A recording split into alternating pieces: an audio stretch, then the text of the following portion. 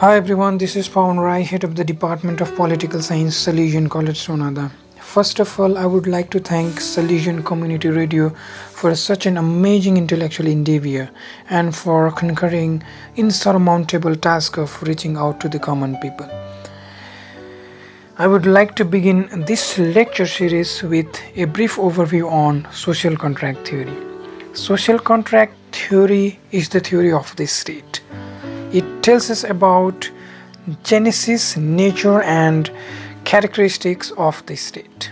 By saying state, I am referring to modern state or Westphalian state.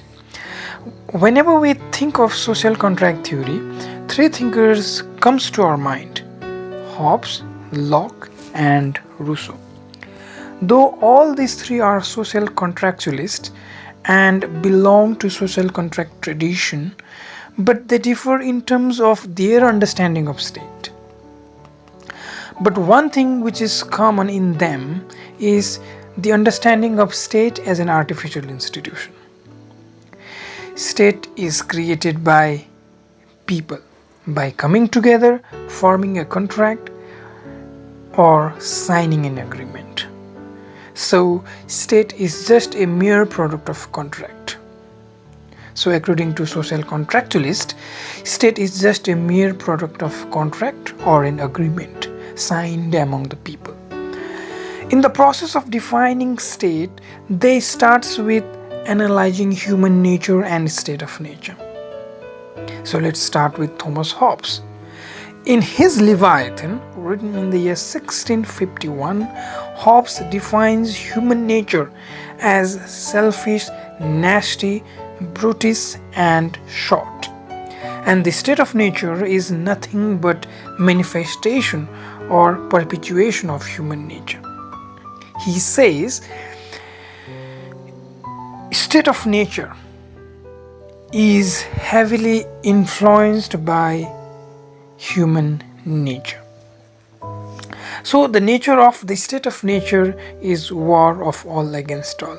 Why the state of nature is war of all against all? Simply because, as I said, state of nature is influenced by human nature, and since human nature is selfish, nasty, and brutish and short, therefore conflict and chaos is very, very common.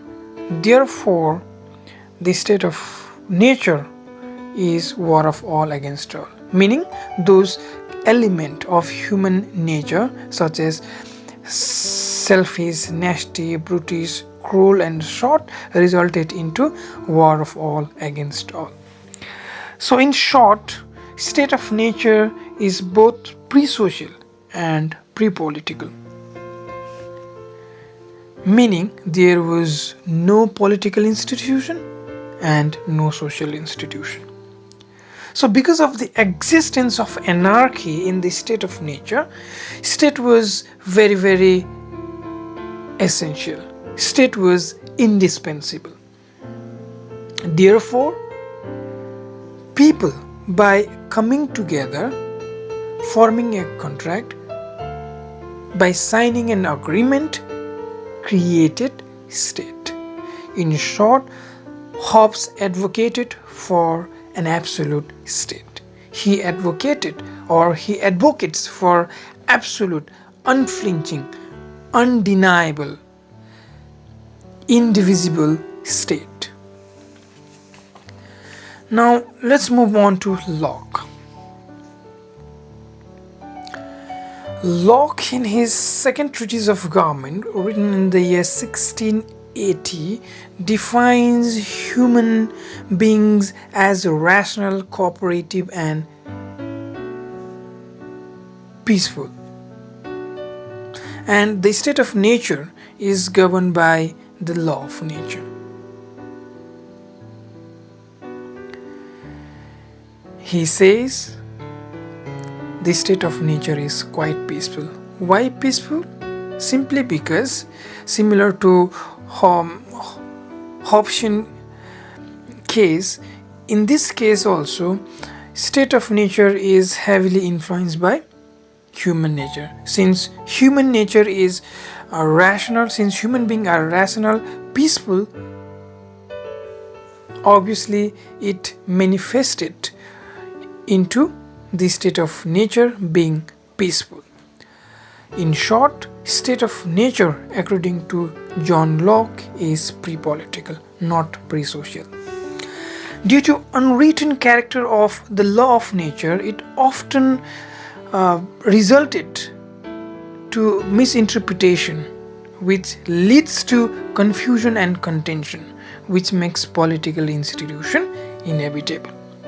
As I said, since the state of nature is governed by the law of nature, which is unwritten and uncodified in character, it is often subject to misinterpretation,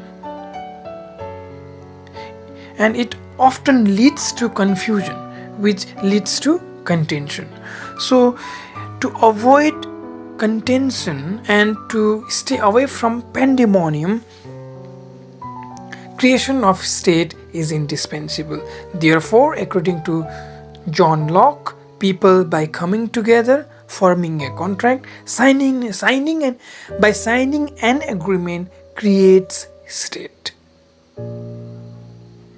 In short, he advocates for a limited state. Let's move on to the next one, that is Rousseau.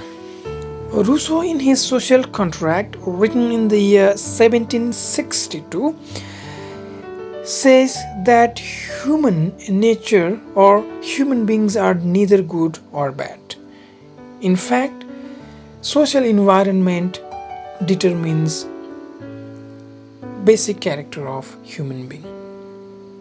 He says, in the state of nature, people did not know each other enough to come into conflict, and he further says that they did have a normal values in the state of nature. In short, in nutshell, he advocates for popular state. In summary, let me tell you some of the indispensable elements of the social contract theory. First, state is an artificial institution. Never forget this point. State is an artificial institution. Number two, they differ. They, meaning Hobbes, Locke and Rousseau, they differ in terms of the nature of state. They differ in terms of the nature of the state. Number three, all begins with defining human nature and the state of nature. Number four, social contract theory is immensely influenced by Hobbes, Locke and Rousseau. Apart from these three, there are other social contractualists, but as far as the theory is concerned, these three have tremendously influenced social contract theory. And the last point, that is, though they differ in terms of the nature of the state, but they believed in one common factor which is very, very important, that is, state is an artificial institution. State is an artificial institution. State is a man-made institution. State is not created by God. Okay? They did not believe in the notion of the state as a natural institution like the Hegel did. For a social contractualist, or according to social contract theory, state is an artificial institution. State is a man-made institution, created in order to fulfill certain objectives, certain ends. Hobbes advocates for absolute, undeniable, unflinching state, and the purpose of that absolute state would be security and survival of the people. John Locke advocates for limited state because of the fear of anarchy and dictator. Rousseau He advocates for popular state or popular sovereignty to maintain a balance, or in other words, he believes that sovereign power should be given to the people only.